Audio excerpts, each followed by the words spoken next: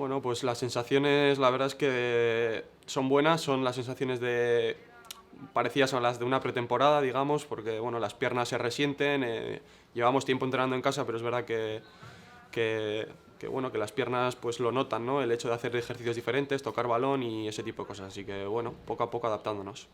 Bueno, es verdad que hemos trabajado bastante en casa, nos han pasado unos planes que han estado bien, la verdad, y creo que nos han ayudado a estar en una forma física bastante buena. Pero es verdad que luego vienes y saltas al campo y los ejercicios son diferentes, empiezas a tocar balón, y bueno, ahí es cuando yo creo que las piernas empiezan a resentirse un poco y bueno, pues ahí se notan pues esas sensaciones de pretemporada que decía. Entonces, pues bueno, intentando adaptarse lo antes posible bueno, para recuperar todo otra vez y volver a empezar.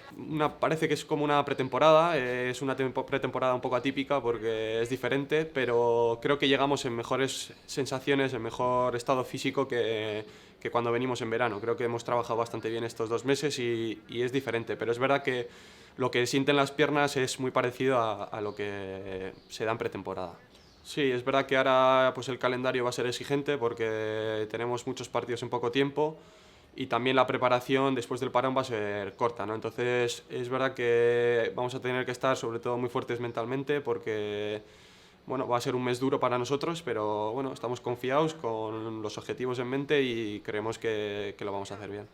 Sí, creemos que vamos a ser capaces porque bueno, las sensaciones con las que acabamos fueron buenas y el equipo está con muchas ganas de empezar otra vez, por lo que estoy viendo. Entonces, creo que la distancia no es muy grande para cumplir el objetivo y ya te digo, vamos a pelear lo mejor que podamos. Creo que estamos trabajando muy bien y bueno, creo que tendremos muchas opciones.